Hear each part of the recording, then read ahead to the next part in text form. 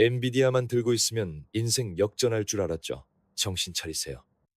2026년 지금 엔비디아는 더 이상 여러분의 계좌를 심폐소생해줄 마법의 지팡이가 아닙니다.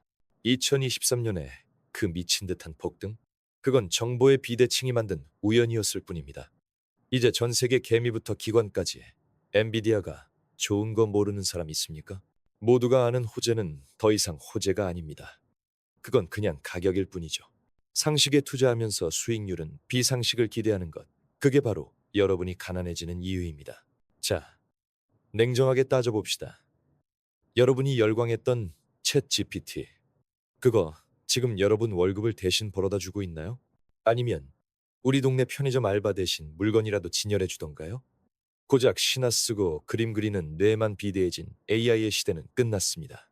소프트웨어 AI가 주는 전율은 이미 유통기한이 지났다는 소리입니다. 시장은 이제 껍데기가 아니라 알맹이를 봅니다. 아무리 똑똑한 뇌가 있어도 그걸 받쳐줄 손과 발이 없으면 그건 그냥 방구석 천재일 뿐이죠. 지금 전 세계는 지능의 과잉 공급 그리고 노동의 극심한 부족이라는 기괴한 불균형에 빠져 있습니다. 특히 대한민국. 이건 남의 나라 이야기가 아닙니다. 출산율 0.6명대. 이건 그냥 숫자가 아니라 국가 소멸의 카운트다운입니다. 공장에 사람이 없고 물류 창고엔 외국인 노동자조차 구하기 힘든 게 2026년의 현실입니다. 여기서 AI가 소프트웨어에만 머물러 있다면 그건 우리 경제에 아무런 도움이 안 됩니다. 사람들은 로봇이 일자리를 뺏을까봐 걱정하죠. 착각하지 마세요. 지금은 로봇이 우리 일자리를 뺏으러 오는 게 아니라 우리 경제의 빈자리를 메우러 오는 겁니다. 이건 선택이 아니라 생존입니다. 로봇이 없으면 한국의 GDP는 유지될 수 없고 여러분이 받을 연금도 증발합니다. 그런데 이상하지 않습니까? 왜 아직도 로봇 관련주들은 지지부진할까요? 왜 휴머노이드 로봇이 당장 내일이라도 세상을 바꿀 것처럼 떠들더니 우리 눈앞엔 여전히 서빙 로봇뿐일까요? 진짜 돈 냄새를 맡는 사람들은 지금 로봇의 완성품이 아니라 로봇의 관절과 눈, 그리고 신경망을 독점하려는 기업들에 조용히 베팅하고 있습니다. 오늘 영상에서는 여러분이 반드시 알아야 할, 하지만 아무도 말해주지 않는 잔인한 진실들을 하나씩 파헤칠 겁니다. 첫째, 전 세계가 로봇에 미쳐 있는데 왜 여러분의 로봇주는 마이너스인지 그 구조적인 이유를 밝힙니다. 둘째, 중국산 저가 로봇이 시장을 점령하는 상황에서 한국 기업이 가진 유일한 치트키는 무엇인지 공개합니다. 셋째, 엔비디아 다음으로 돈이 몰리는 진짜 길목은 어디인지 그 구체적인 기업 리스트를 대시보드로 보여드립니다. 끝까지 보신 분과 중간에 끄는 분의 계좌는 6개월 뒤 완전히 갈릴 겁니다. 판이 바뀌었습니다. 이제 뇌가 아니라 근육에 투자할 시간입니다. 시작하죠. 자, 이제 도덕책 같은 소리는 집어치우고 진짜 돈 이야기를 해봅시다. 로봇이 인간의 일자리를 뺏는다고요? 그건 배부른 소리 하던 2010년대 이야기입니다. 2026년 대한민국에서 로봇은 선택이 아니라 전기나 수도 같은 생존 인프라입니다. 왜냐고요? 일할 사람 자체가 증발해버렸으니까요. OECD가 경고했던 합계 출산율 0.72명. 그건 이미 옛날 이야기죠. 지금 우리 눈앞의 현실은 0.6명대라는 전무후무한 인구 절벽입니다. 옆나라 일본은 어떻습니까? 2024년 출생아 수가 70만 명 밑으로 깨지면서 열도가 발칵 뒤집혔죠. 이건 단순한 통계가 아닙니다. 공장을 돌릴 팔다리가 없고 물류를 나를 허리가 없다는 뜻입니다. 이제 사람을 뽑아서 교육시킨다는 개념 자체가 사치가 됐습니다. 채용 공고를 올려도 클릭 한 번 안 일어나는 게 지금 지방산업단지의 민낯입니다. 자, 여기서 냉정하게 계산기 한번 두드려 봅시다. 사장님 입장에서 로봇이 비싸다고요? 천만의 말씀입니다. 로봇은 불평하지 않습니다. 주말 수당 달라고 안 하고 노동조합 만들어서 파업 안 합니다. 무엇보다 퇴사를 안 하죠. 24시간 풀가동해도 전기값 말고는 들어갈 게 없습니다. 이걸 14년 전부터 눈치챈 괴물이 있습니다. 바로 아마존입니다. 2012년 아마존이 키바 시스템즈라는 듣보잡 로봇 회사를 700억 원에 샀을 때 사람들은 비웃었습니다. 그 돈이면 사람을 몇 명을 쓰는데 라면서요. 결과는 어땠습니까? 아마존은 로봇으로 물류 비용을 20% 이상 절감했고 배송 속도는 미친 듯이 올렸습니다. 더 무서운 건 뭔지 아십니까? 키바를 인수한 뒤에 다른 경쟁사들한테는 로봇을 안 팔아버렸어요. 우리만 효율적으로 할 테니 니들은 그냥 사람 써서 망해라는 독점적 전략이었죠. 우리나라의 쿠팡도 똑같은 길을 가고 있습니다. 대구 물류센터 가보셨습니까? 거기 가면 사람이 안 보입니다. 로봇들이 알아서 물건을 들고 오고 분류하고 포장 직전까지 다 합니다. 이른바 다크 웨어하우스, 즉 불 꺼진 창고입니다. 로봇은 눈이 없어도 센서로 움직이니까 불을 켤 필요가 없거든요. 에어컨도 필요 없습니다. 기계는 땀을 안 흘리니까요. 여기서 발생하는 이익률의 차이, 이걸 전문 용어로 에피션시 아비트리지, 즉 효율성 차익이라고 합니다. 똑같은 물건을 팔아도 누구는 사람 써서 적자날 때, 누구는 로봇 써서 돈을 긁어 모으는 겁니다. 물론 이런 반론도 있겠죠. 그래도 로봇은 초기 비용이 비싸잖아. 금리도 높은데 기업들이 미쳤다고 그 돈을 써? 그리고 로봇이 고장나면 어쩔 건데? 네, 맞습니다. 로봇 비쌉니다. 유지비도 들죠. 하지만 여러분, 최저임금 오르는 속도 보셨습니까? 주 52시간제, 중대재해처벌법. 기업 입장에서 사람을 쓰는 리스크는 매년 기하급수적으로 커지고 있습니다. 반면 로봇 가격은 대량 생산으로 계속 떨어지고 있죠. 고장? 로봇이 고장나는 리스크보다 핵심 인력이 갑자기 퇴사하거나 산재 사고 터져서 공장 문 닫는 리스크가 훨씬 큽니다. 이제 경영자들에게 로봇은 비싼 장난감이 아니라 리스크를 줄여주는 보험인 셈입니다. 노동조합이 반대하면 어떡하냐고요? 이제 노조도 압니다. 로봇을 안 들이면 회사가 망하고 회사가 망하면 자기들 일자리도 없다는 걸요. 이제 싸움의 구도는 인간 vs 로봇이 아닙니다. 로봇을 가진 기업 vs 로봇이 없는 기업의 싸움입니다. 자, 그럼 여기서 투자자의 눈으로 다시 한번 판을 봅시다. 전 세계가, 특히 한국과 일본 같은 노인 국가들이 생존을 위해서 로봇을 미친 듯이 사들여야만 하는 상황입니다. 이건 유행이 아니라 강제적인 수요입니다. 그렇다면 누가 이 거대한 로봇들의 뼈대를 만들고 근육을 붙이고 눈을 달아줄까요? 테슬라나 현대차 같은 완성품 업체만 보고 계실 건가요? 진짜 노다지는 그 완성품 안에 들어가는 대체 불가능한 부품들에 숨어 있습니다. 로봇이 늘어날수록 무조건 돈을 벌 수밖에 없는 구조. 그 설계도를 이제부터 하나씩 까보겠습니다. 로봇이 우리 삶의 수도광 열비가 되는 시대. 여러분은 그 수도세를 받는 주인이 될 준비가 되셨습니까?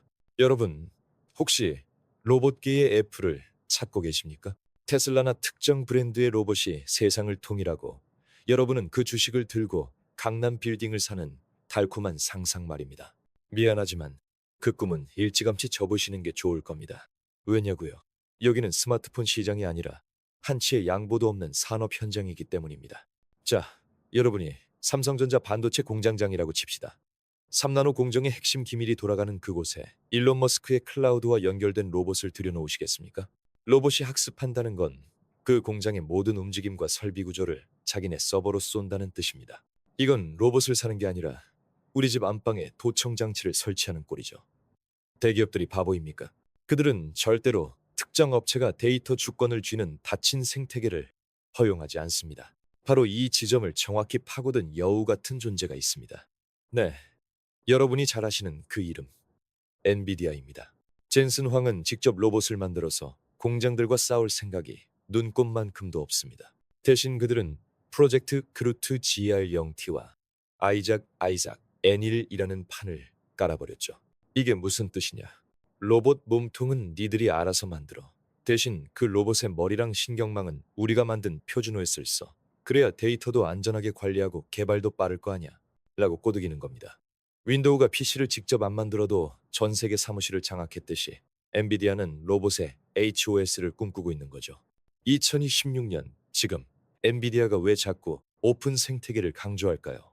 착해서가 아닙니다. 남의 공장 데이터를 훔쳐보는 나쁜 놈이 되기 싫고 오직 플랫폼 통행세만 챙기겠다는 아주 영리하고도 무서운 계산입니다. 실제로 2026년 CES 보셨습니까? 현대차와 보스턴 다이내믹스가 내놓은 아틀라스를 보세요. 이제 춤이나 추던 수준이 아닙니다. 공장에서 부품을 나르고 조립하는 모습이 아주 자연스럽죠. 그런데 중요한 건 그 아틀라스 안에도 결국 엔비디아의 신경망 기술이 녹아들어가 있다는 겁니다. 현대차는 몸통을 팔고 엔비디아는 그 안에 혼을 파는 셈이죠. 물론 이런 반론을 하시는 분들도 있을 겁니다. 그래도 애플처럼 하드웨어랑 소프트웨어를 다 하는 놈이 결국 이기지 않겠어? 10배 더 좋은 로봇이 나오면 데이터고 뭐고 다 쓰겠지. 맞습니다. 역사적으로 폐쇄적 생태계는 압도적인 사용자 경험으로 승리하곤 했죠. 하지만 로봇은 다릅니다. 아이폰은 고장나면 내 연락처가 날아가는 수준이지만 공장 로봇이 고장나거나 해킹당하면 라인 전체가 멈추고 수천억 원의 손실이 발생합니다. 기업들은 압도적인 성능보다 통제 가능한 표준을 훨씬 더 선호합니다. 비싸고 말 안 듣는 천재보다 조금 모자라도 내 말 잘 듣는 직원을 선호하는 것과 같은 이치죠. 게다가 엔비디아 같은 플랫폼이 커머디타이즈, 즉 흔해 빠진 기술이 될까봐 걱정하시나요? 천만의 말씀입니다. 로봇의 뇌는 단순히 계산만 하는 게 아니라 현실 세계의 물리 법칙을 실시간으로 계산해야 합니다. 이건 어설픈 놈들이 따라올 수 있는 영역이 아닙니다. 결국 승부처는 이겁니다. 플랫폼은 엔비디아가 먹고 몸통은 현대차나 테슬라 같은 애들이 싸우겠죠. 그럼 우리 같은 똑똑한 투자자들은 어디를 봐야 할까요? 누가 이길지 모르겠다면 누가 이기든 상관없이 돈을 버는 놈을 찾아라. 이게 오늘의 핵심입니다. 특정 브랜드에 목매지 마세요. 그들이 닫힌 방 안에서 자기들끼리 잘났다고 싸우는 동안 우리는 그 모든 로봇에 공통적으로 들어가는 핵심 부품, 즉 전 세계 로봇들의 공통 분모를 찾아내야 합니다. 자, 이제 슬슬 본론으로 들어가 볼까요? 연합군이 승리하든 독불장군이 승리하든 그들의 로봇이 한 걸음이라도 움직이려면 무조건 사야만 하는 그 부품들. 데이터 보안이 철저해질수록 몸값이 올라가는 그 신뢰할 수 있는 하드웨어들. 이제부터 그 진짜 보물지도를 펼쳐보겠습니다. 아직도 테슬라 로봇이 춤추는 영상만 보며 감탄하고 계실 건가요? 돈은 그 뒤편에서 흐르고 있습니다. 자, 오늘 가장 뼈아픈 질문부터 던지고 시작해 봅시다. 중국 로봇이 저렇게 싸고 종류도 수만 가지인데 도대체 우리나라 한국 기업들이 비빌 언덕이나 있긴 한 걸까요? 이미 가성비에서 게임 끝난 거 아닙니까? 솔직히 말씀드릴까요? 여러분이 만약 집에서 아이들 장난감으로 쓸 로봇을 찾으신다면 네, 한국 기업 주식 다 팔고 알리익스프레스 접속하시면 됩니다. 거기선 한국산 나사 하나 살 돈으로 로봇 팔 하나를 살 수 있을 정도니까요. 하지만 우리가 지금 이야기하는 건 장난감이 아닙니다. 수조 원의 기밀이 흐르는 반도체 공장, 국가의 명운이 걸린 방산 라인, 그리고 우리 자산이 묶인 거대 산업의 이야기입니다. 여기서 가성비라는 단어는 가끔 재앙의 다른 이름이 되기도 합니다. 저 같은 유튜버나 소위 전문가라는 작자들이 예전엔 글로벌 분업화가 최고다, 싼 게 장땡이다라고 떠들었죠. 네, 저도 반성합니다. 2026년 지금 그 말 믿고 중국산 하드웨어로 공장 도배했던 기업들 지금 잠 못 자고 있습니다. 왜냐고요? 이제 로봇은 단순한 기계가 아니라 걸어다니는 스파이가 되었기 때문입니다. 생각해보세요. 로봇 한 대에는 수십 개의 카메라와 라이달 센서가 달려 있습니다. 얘가 공장을 돌아다닌다는 건 그 공장의 모든 설비 배치, 작업자의 동선, 심지어 부품의 미세한 구조까지 전부 3D 데이터로 딴다는 뜻입니다. 만약 이 로봇이 중국산이고 그 데이터가 학습이라는 명목하에 저쪽 나라 서버로 흘러간다면 삼성전자가 20년 걸려 만든 공정 노하우가 단 며칠 만에 복사되는 겁니다. 미국이 왜 그렇게 드론 시장에서 DJI 같은 중국 기업들을 이잡듯이 잡는지 보세요. 성능이 나빠서요? 아니요, 성능은 최고죠. 하지만 그 성능 좋은 눈이 어디를 보고 있고 그 정보를 누구에게 바치느냐가 문제인 겁니다. 미국 FCC가 드론을 규제하고 공공기관 사용을 막는 이유가 바로 이겁니다. 하늘을 나는 드론도 이 정도인데 국가 보안 구역인 반도체 공장이나 발전소 안을 휘젓고 다니는 로봇은 오죽하겠습니까? 여기서 우리 한국 기업들의 진짜 기회가 나옵니다. 바로 신뢰할 수 있는 하드웨어, Trusted Hardware라는 이름의 필터입니다. 2026년의 지정학은 우리에게 아주 잔인한 선택을 강요합니다.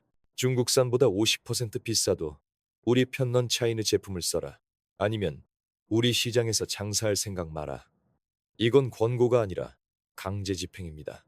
서구권 기업들이 바보라서 비싼 한국산, 일본산 부품을 쓰는 게 아닙니다. 그들에겐 데이터 보안과 공급망 안정성이 50%의 가격 차이보다 훨씬 더 비싸기 때문입니다. 이른바 프리미엄 중국 프리미엄이죠. 우리 한국 기업들은 바로 이 신뢰 해자 안에서 보호받고 있는 겁니다. 그런데 로봇들이 서로 국적은 달라도 말은 통해야겠죠? 여기서 엔비디아가 밀고 있는 오픈 USD가 등장합니다. 원래 픽사가 애니메이션 만들려고 만든 건데 이게 지금 로봇들의 공용어가 됐습니다. 가상세계에서 로봇을 훈련시킬 때 쓰는 이 표준 언어를 장악한 건 미국과 그 연합군입니다. 즉, 성능이 아무리 좋아도 이 신뢰의 언어 체계에 들어오지 못한 로봇은 산업 현장에서 퇴출당하는 구조가 완성된 겁니다. 물론 반론도 있을 겁니다. 중국이 작정하고 가격을 80%까지 깎으면 그래도 안 쓸까? 지정학적 긴장이 풀리면 한국 기업들은 낙동강 오리알 되는 거 아니야? 글쎄요. 저도 한때는 세상이 다시 평화로워질 거라 믿었던 순진한 시절이 있었습니다. 하지만 한 번 무너진 신뢰의 벽은 로봇의 고장난 관절보다 고치기 어렵습니다. 오히려 규제는 더 촘촘해질 거고 안보라는 이름의 장벽은 더 높아질 겁니다. 우리 한국 기업들에게는 이게 기회입니다. 중국이라는 거대한 파도가 닿지 못하는 높은 지대를 선점하는 것 말이죠. 자, 이제 정리가 좀 되시나요? 중국 로봇이 싸고 좋다는 건 일반 소비자들의 이야기입니다. 거대 자본이 움직이는 산업 현장에서는 누가 만든 것인가가 곧 안전한가와 동의어가 되었습니다. 가성비의 시대가 가고 신뢰의 시대가 온 겁니다. 이제 우리는 이 지정학적 필터를 통과한 진짜 알짜배기 기업들을 찾아야 합니다. 중국을 배제하고도 전 세계 로봇 공장의 핵심 부품을 공급할 수 있는, 그래서 부르는 게 값비 되는 그 병목 구간의 주인공들 말입니다. 지정학적 위기요? 네, 누군가에겐 재앙이겠죠. 하지만 우리에겐 이보다 더 확실한 투자 지도는 없습니다. 자, 그럼 그 지도의 구체적인 좌표를 찍으러 다음 단계로 넘어가 봅시다. 이제 본격적으로 로봇 산업의 밸류 체인을 해부해 보겠습니다. 투자의 관점에서 가장 중요한 원칙은 하나입니다. 수요가 폭발할 때 공급이 따라가지 못하는 병목, 버틀넥 구간을 찾아라. 엔비디아가 AI 데이터 센터의 병목을 장악해 거대 기업이 되었듯 로봇 시대에도 반드시 통과해야만 하는 기술적 관문들이 존재합니다. 우리는 오늘 세 가지 핵심 클러스터에 집중할 것입니다. 첫 번째 클러스터는 정밀 제어의 심장, 감속기, 리듀서와 액추에이터입니다. AI가 로봇의 뇌라면 액추에이터는 근육이고 감속기는 그 근육의 힘을 미세하게 조절하는 관절입니다. 로봇이 인간의 노동을 대체하려면 수 밀리미터 단위의 정밀도가 필수적입니다. 이 정밀도를 결정짓는 것이 바로 감속기입니다. 현재 이 분야의 글로벌 표준은 일본의 하모닉 드라이브 시스템즈가 쥐고 있습니다. 하지만 주목해야 할 점은 한국 기업들의 국산화 성과입니다. 대표적으로 SPG는 일본이 독점하던 고정밀 감속기, SH 감속기 등을 국산화하여 공급망의 한 축을 담당하고 있습니다. AI 소프트웨어의 가치는 시간이 흐를수록 범용화되어 하락할 가능성이 크지만 물리적인 정밀도를 구현하는 하드웨어의 진입 장벽은 쉽게 무너지지 않습니다. 로봇의 보급 대수가 늘어날수록 정밀 감속기는 소모품이자 필수 부품으로서 안정적인 현금 흐름을 창출하는 핵심 자산이 될 것입니다. 두 번째 클러스터는 인지의 창, 3D 센싱 및 비전 모듈입니다. 휴머노이드 로봇이 복잡한 산업 현장이나 일상 공간에서 움직이려면 단순히 보는 것을 넘어 공간을 이해해야 합니다. 물체와의 거리, 재질, 움직임의 궤적을 실시간으로 데이터화해야 하죠. 여기서 한국의 LG이노텍과 같은 광학 솔루션 기업의 역할이 중요해집니다. 이들은 스마트폰 카메라에서 축적된 TOF 비행시간거리 측정 기술과 리달 기술을 로봇용 비전 모듈로 확장하고 있습니다. 특히 현대차 그룹의 보스턴 다이내믹스와의 협력 관계는 단순한 부품 공급을 넘어 로봇 전용 시각인지 시스템의 표준을 만드는 과정입니다. 로봇이 인간의 눈을 대신하는 순간 이 비전 모듈은 모든 이동형 로봇의 필수 장비가 될 것이며 이는 모바일 시장을 뛰어넘는 새로운 거대 시장의 탄생을 의미합니다. 세 번째 클러스터는 지능의 현지화, 첨단 패키징, Advanced Packaging과 OSAT입니다. 로봇이 실시간으로 장애물을 피하고 판단을 내리기 위해서는 Edge AI가 필수적입니다. 모든 데이터를 클라우드로 보내고 받을 시간적 여유가 없기 때문입니다. 즉, 로봇의 몸체 안에 고성능 AI 반도체가 탑재되어야 합니다. 하지만 로봇은 공간과 전력의 제약이 큽니다. 칩은 더 작아져야 하고 발열은 최소화하면서 성능은 극대화해야 합니다. 이를 가능하게 하는 기술이 바로 첨단 패키징입니다. 엠코와 같은 OSAT 기업들이 제공하는 이 점5D 패키징 기술은 로봇 내부의 한정된 공간에 고성능 칩을 효율적으로 배치하는 핵심 기술입니다. 반도체 미세 공정이 한계에 다다를수록 패키징 기술의 중요도는 높아지며, 이는 로봇 시대의 반도체 밸류체인에서 OSAT 기업들이 단순 외주 가공업체가 아닌 전략적 파트너로 격상되는 이유입니다. 여기서 우리는 투자 프레임을 재정립해야 합니다. 이 기업들을 단순한 기계 부품사로 보아서는 안 됩니다. 이들은 하드웨어의 소프트웨어화를 주도하는 기술, 집약적 기업들입니다. 이들이 판매하는 것은 철강이나 렌즈가 아니라 고도의 정밀도와 데이터 처리 능력, 그리고 시스템 통합 역량입니다. 물론 하드웨어 투자에는 리스크가 따릅니다. 기술 표준이 급격히 변하거나 대규모 설비 투자가 수반되어야 하기 때문에 경기 변동에 민감할 수 있습니다. 또한 특정 대형 고객사에 대한 의존도가 높을 경우 단가 인하 압박이나 공급망 다변화 리스크에 노출될 수 있습니다. 그러나 2026년의 거시 경제 흐름은 명확합니다. 인구 구조의 변화와 노동력 부족은 로봇 도입을 강제하고 있으며, 이는 하드웨어 밸류 체인의 장기적인 성장을 담보합니다.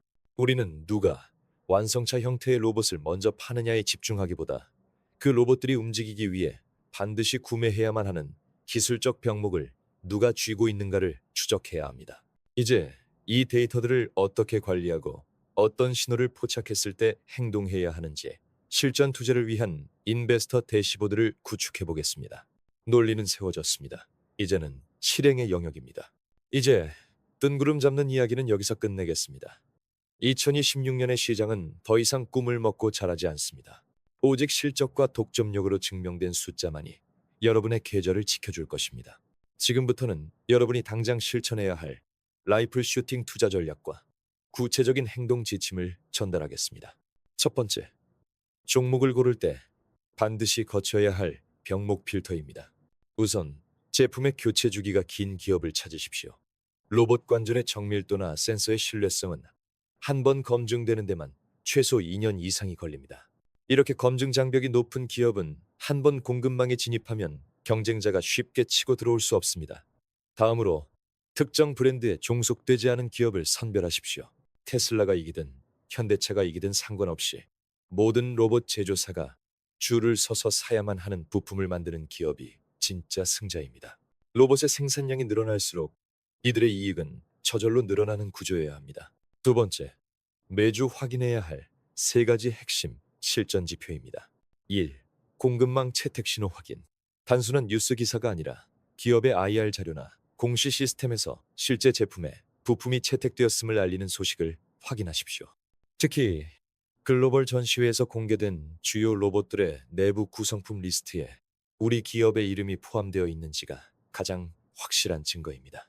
이 매출 다변화 지표, 한두 군데의 대형 고객사에만 매출의 70% 이상을 의존하는 기업은 피하십시오.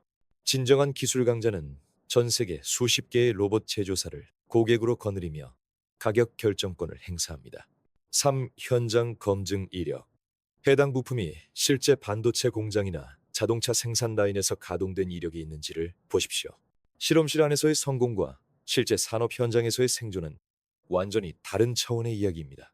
이제 여러분이 지금 당장 실천해야 할 17, 30 행동 체크리스트입니다. 1. 매일 10분. 주가창을 보는 대신 관심 종목의 공식 홈페이지나 전자공시 시스템 다르에 접속하십시오. 주요 계약이나 연구개발 항목에 새로운 글로벌 파트너사의 이름이 언급되었는지 확인하는 것이 주가 등락보다 훨씬 중요합니다. 2. 매주 7시간 경쟁사 모니터링에 투자하십시오. 특히 중국 기업들이 우리가 점 찍은 기업의 정밀도를 따라잡았는지 혹은 서구권의 보안 인증을 획득했는지를 체크하십시오.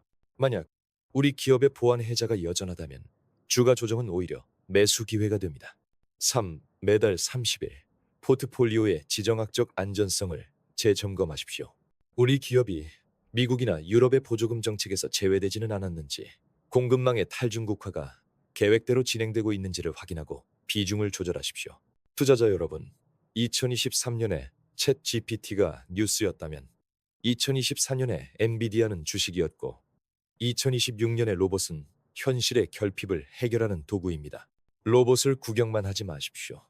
로봇이 움직일 때마다 누구의 주머니로 돈이 흘러들어가는지 그 지독하게 현실적인 병목 구간을 놓치지 마십시오. 물론 리스크는 상존합니다.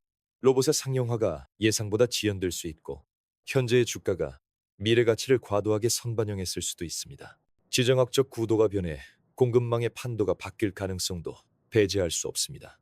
하지만 한 가지는 확실합니다. 노동력 부족이라는 인류의 거대한 과제는 로봇 없이는 해결될 수 없으며 이는 곧 우리에게 거대한 투자 기회가 열려 있다는 뜻입니다. 자, 이제 모든 실전 지침이 여러분 손에 쥐어졌습니다. 이제는 여러분이 행동할 차례입니다. 오늘 준비한 분석이 여러분의 성공적인 투자에 실질적인 나침반이 되었기를 바랍니다. 저희 채널은 앞으로도 숫자로 증명되지 않는 허구는 걷어내고 오직 돈이 흐르는 길목만을 냉철하게 분석해 드릴 것입니다. 오늘 영상이 유익하셨다면 구독과 좋아요, 알림 설정 부탁드립니다. 여러분의 작은 관심이 더 깊이 있는 현장 분석을 만드는 가장 큰 원동력이 됩니다. 궁금한 점이나 여러분이 주목하고 있는 로봇 부품주가 있다면 댓글로 자유롭게 의견 나눠주시기 바랍니다. 함께 끝까지 살아남는 투자자가 됩시다. 시청해주셔서 감사합니다.